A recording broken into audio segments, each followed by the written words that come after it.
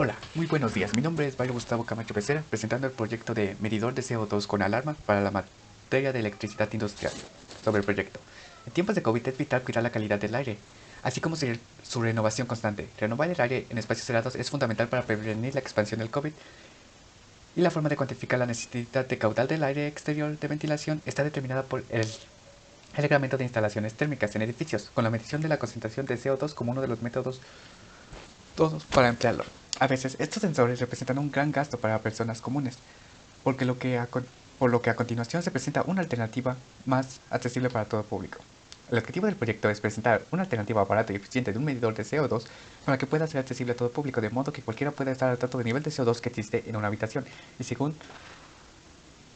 se active una alarma, buscar la forma de ventilar la habitación, para que de este modo se pueda reducir los casos de COVID, aunque sea solo un pequeño porcentaje.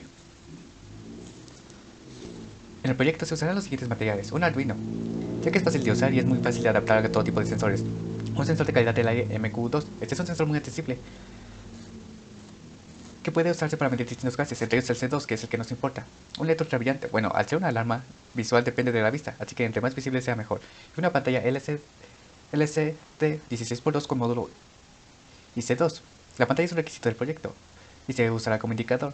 Y se usa el módulo IC2 para hacer más fácil su conexión. Ahora, antes de pasar con el proyecto, primero se realizó una simulación.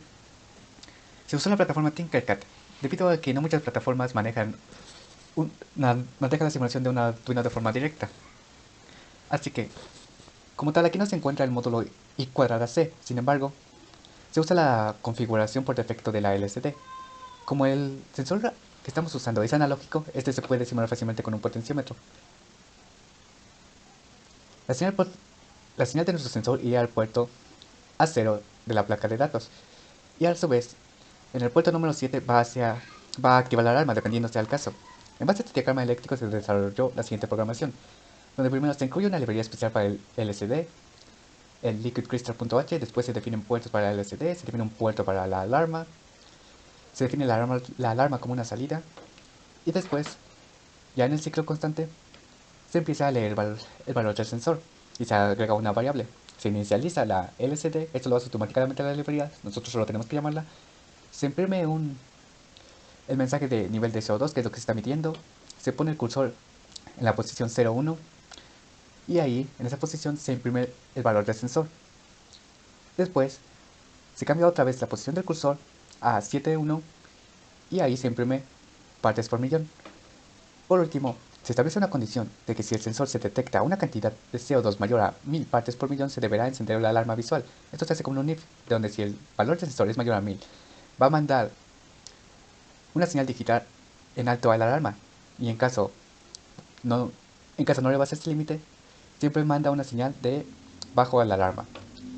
Las muestras toman cada medio segundo. Y por último se limpian los datos porque se deben estar sobreescribiendo constantemente. Aquí podemos ver las pruebas que se realizaron en la simulación.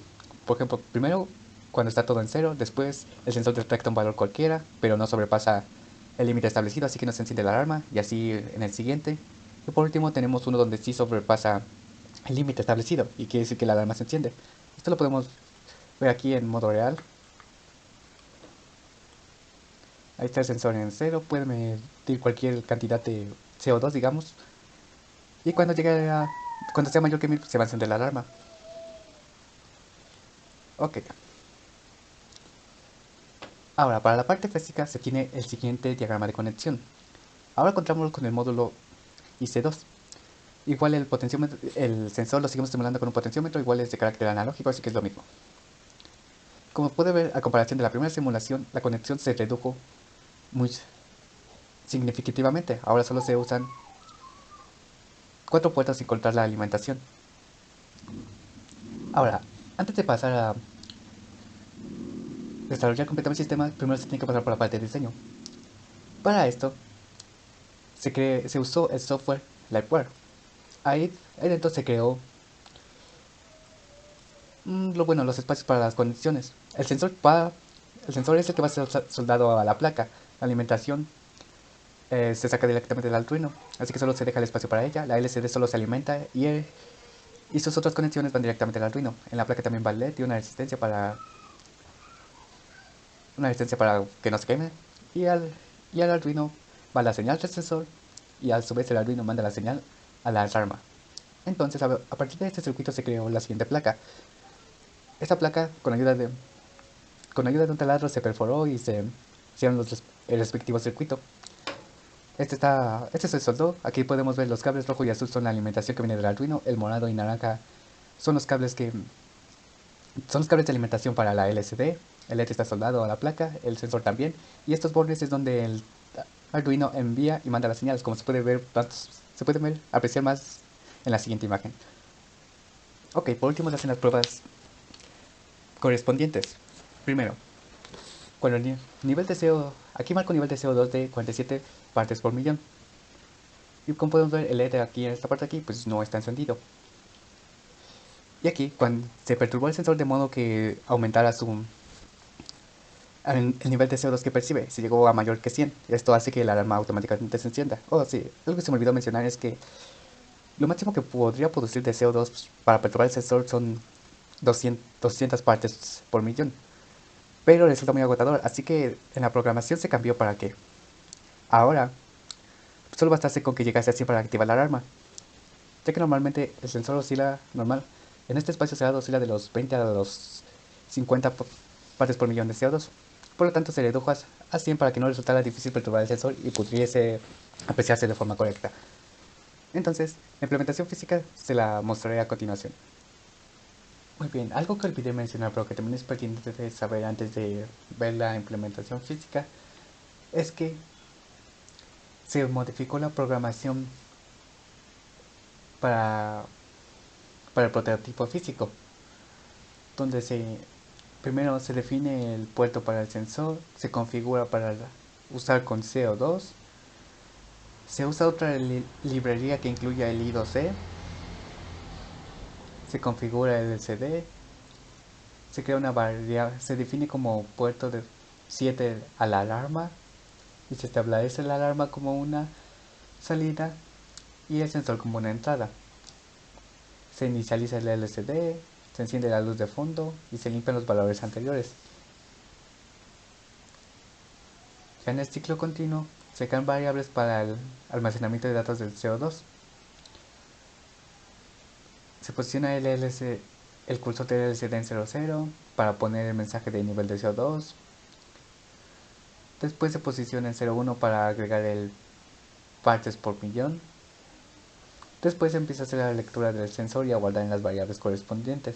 Se saca un promedio de este y al final obtenemos las partes por millón. Por último, volvemos a posicionar el cursor del LCD en 6.1 para imprimir el valor leído por el sensor. Bueno, el valor calculado. Después desplegamos este mensaje cada medio segundo. Y por último, limpiamos el mensaje porque se deben estar sobreescribiendo constantemente cada vez que haya un nuevo valor. Por último se tiene la condición del alarma, solo que esta vez como se mencionó antes, se cambió a 100 porque resulta muy cansado o imposible elevarlo manualmente a niveles de más de 1000 partes por millón de CO2. Además también es bastante peligroso. Ok, pues muy bien, aquí está nuestro sistema físico, ahí está haciendo lecturas de CO2, otra valores 22, aquí está la alimentación, el sensor y la alarma. Entonces ahora vamos a perturbar el sensor para ver cómo se acciona la alarma y cómo cambia este. Entonces para realizar la perturbación al sensor voy a hacerme de esta bolsa donde la voy a ir llenando de dióxido para que se vea cómo aumenta y cómo se llega, cómo encender la alarma. Vamos allá.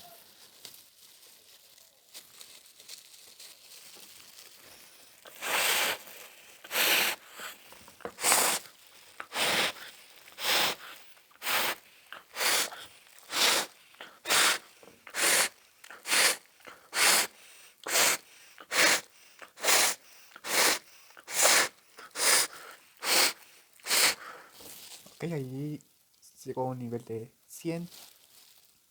Vemos que la alarma está encendida. Ya ahí ya bajó a menos de 100 y por lo tanto la alarma se apagó.